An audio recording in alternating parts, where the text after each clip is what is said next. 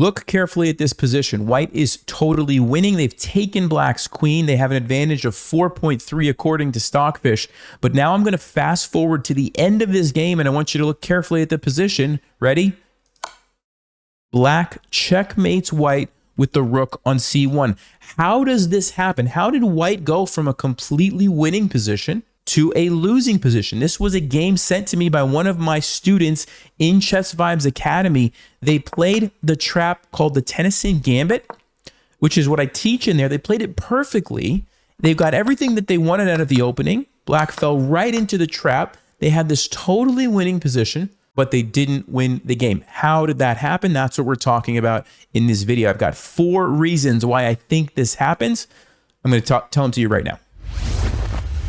All right, guys, here we go. So let's recap how this trap works. This is called the Tennison Gambit. You sacrifice the pawn. You bring out the knight to attack on e4. They defend it. You play d3, sacrificing this pawn. They take it. And if black is annoyed by your knight and attacks it, they've fallen for the trap. You sacrifice. You're getting a fork. And when the king captures, you sacrifice the bishop to lure the king even further. And then you simply take the queen. This is what I taught Rylan, my student, in Chess Vibes Academy. He pulled it off perfectly, and he gets into this winning position. The number one reason why I think you might get into a winning position and then not win the game is that you, whether you realize it or not, you become arrogant. Okay? There is a proverb that says pride comes before destruction, and I think that applies here. See, something happens in most of our brains when we successfully execute a trap in chess, especially an opening trap. We think as soon as it happens, oh, great, I've won the game. It's over. I just won. And as soon as that happens, our brain basically goes from here down like this, right? Like we're supposed to be playing at this level where we're intense, we're thinking through everything. We know that any move, one wrong move can make us lose. We're focused, right? We're looking for all the tactics. But when we get a trap like this, we're like, oh, I can basically do whatever I want now. Now, I'm not saying that Rylan did this necessarily, but it happens to a lot of us, myself included. Okay, and you have to realize there are 2 types of traps in chess.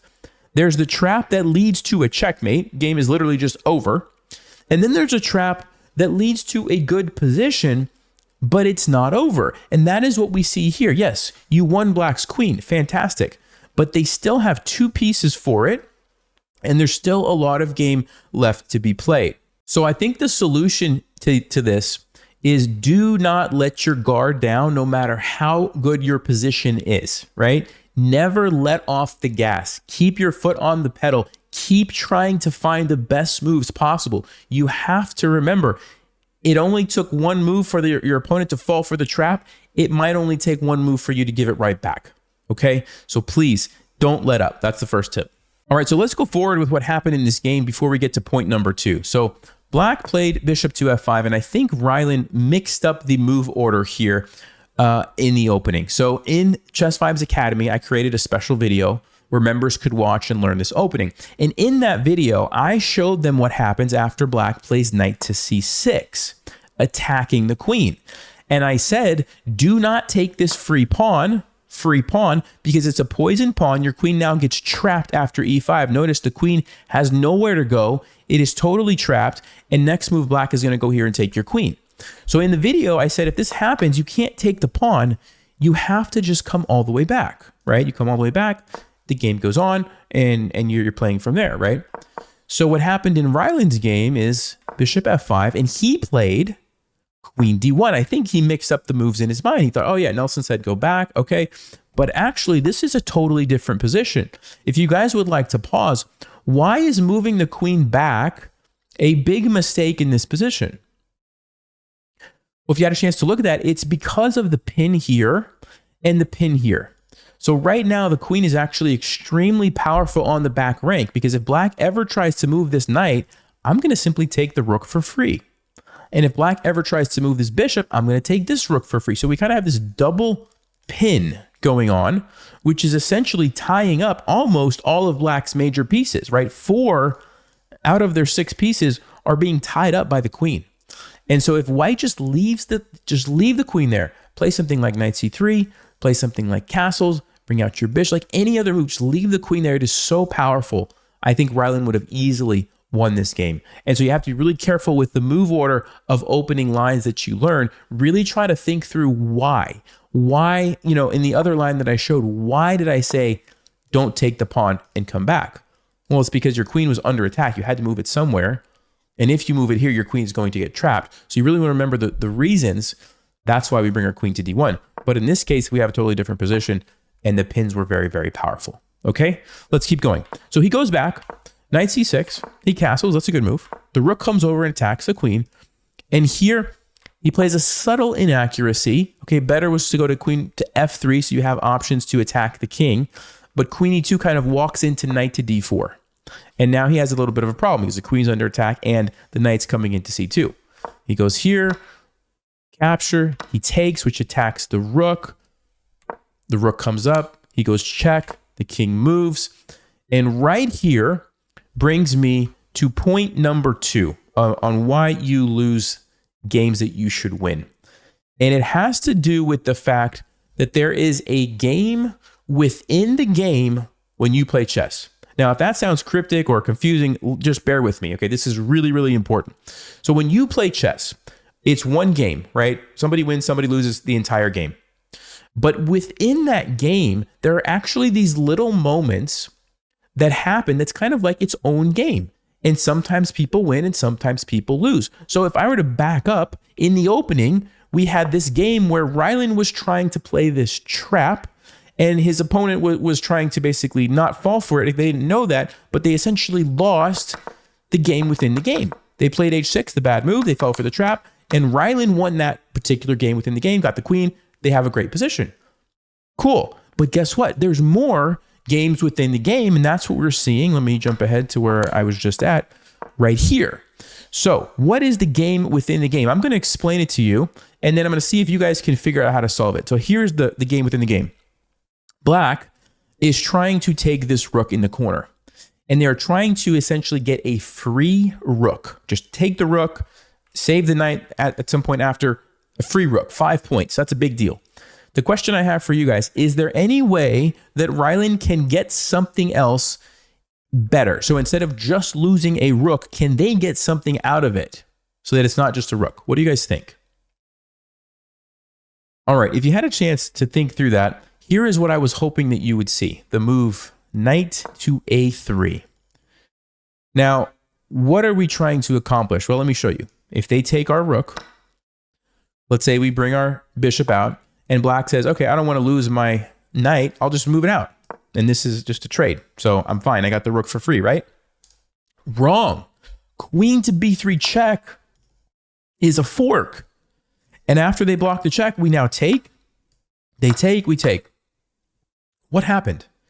They got our rook, sure. But we ended up getting the bishop. We traded our knights, and we ended up getting the bishop for that rook. That's a big deal, guys. That's a 3-point piece that is no longer on the board. It's not controlling all these squares. It's not defending. It's not supporting black. That's a really big deal.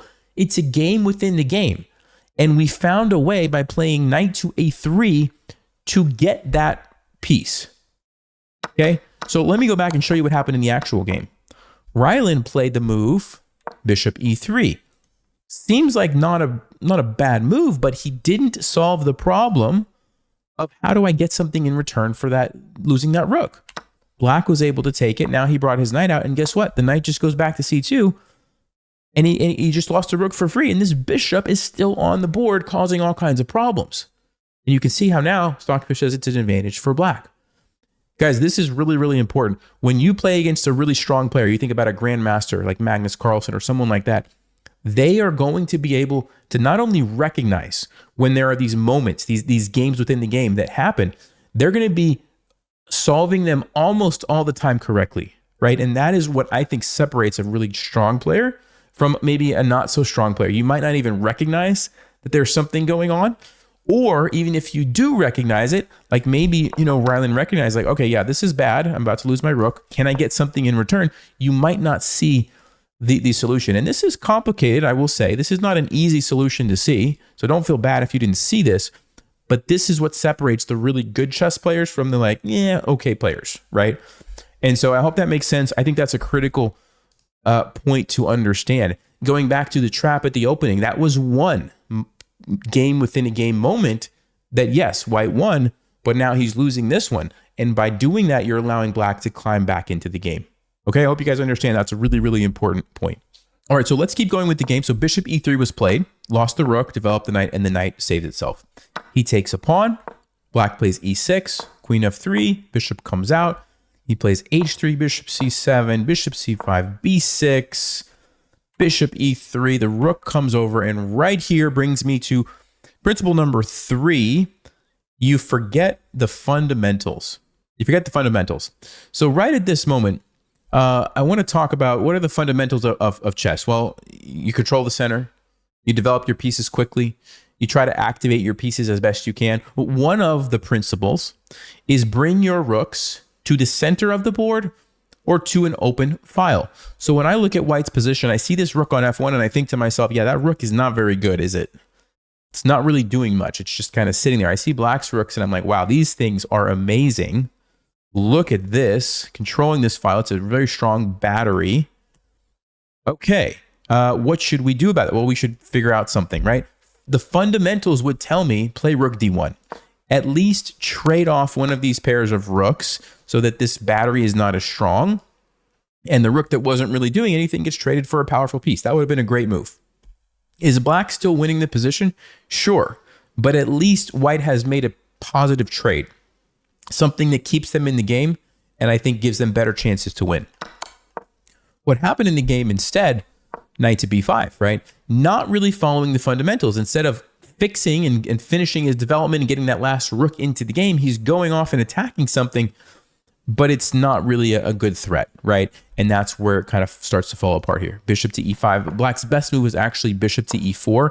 If you notice, the queen is trapped, essentially. There's nowhere for the queen to go except back to e2, and that allows this nasty fork as well as a skewer. He's going to be losing a bunch of material here, and black is just totally winning. There's just too many pieces. The queen just can't really handle it, okay? So that's kind of where we went wrong there. Okay, so let's keep going. So after knight b5, the bishop comes up. He takes rook b8. Queen comes in. Bishop e4 attacking the queen. The queen is running out of options. He goes queen c4 and rook takes b6. Now, right at this moment brings me to the final principle here. Panic sets in. There's a very common thing that happens when you start out a game totally winning, and then things happen and you start to realize as the game goes on, like, oh, I might not actually be winning. Oh, am I still even winning? So at some point, for myself included, everybody I think experiences at some point, something in your brain goes, oh man, how did I do this? Before the game is over, this happens. You're like, how did I do? I was winning and here I am again, about to lose, like, and you start to panic. And as soon as that happens, your brain kind of just shuts off from thinking about logical moves and you just play something. I think that's what happened to Rylan here in this position, because they played this move after just 1 second of thinking, and it's not really a great move, and it allowed this really nasty fork, and they actually missed an opportunity here to at least put the pressure on their opponent. They could have played this really tricky move, queen c5, hitting 2 undefended pieces. Now, black has some options to defend against this, but it might have been tricky for them to find, and maybe they're able to end up winning a piece here. Or another move, a4, really supporting that knight and potentially making this guy a valuable asset, right? This would have been a better try. But I think, and I don't know, I didn't talk to this person about exactly what they were feeling, but probably there was this moment of like, I can't believe that this is happening. I can't believe that I did this. Let me just move my pawn because it's attacked, without any real thought, right? You really want to avoid that. You have to calm yourself down, remind yourself that the game is not over. Yes, maybe I messed something up along the way, but the game is not over. I still have a queen. Let me try to be tricky. Let me try to come up with the best chance that I can and not give up so easily. Okay. And so I think that maybe was what happened. Panic set in here. They got forked, ended up losing the knight. And there's just way too many pieces for the queen. The queen is not, the queen is powerful, but not that powerful. And ended up having to sacrifice it later to stop the checkmate, and then got checkmated a few moves later, as I showed you at the start of the video, like this. Okay. So first of all, let me just say, or not first of all, finally, I'll say, thank you, Rylan, for sending me this game. Please do not feel bad. I hope this didn't come across as overly critical. I'm just trying to teach you and everybody, because everybody has been in this exact same situation. We've played a game. We thought we were totally winning, and like, what happened? How did this, how did I end up here? I've done it. It's happened to opponents. So please don't feel bad. Thank you for sending this game. I think this is very instructive, and a lot of people will learn from this. I hope those 4 things help you guys. Let me know in the comments if you've ever experienced this. Yeah, I will see you guys next time. Stay sharp, play smart, and take care.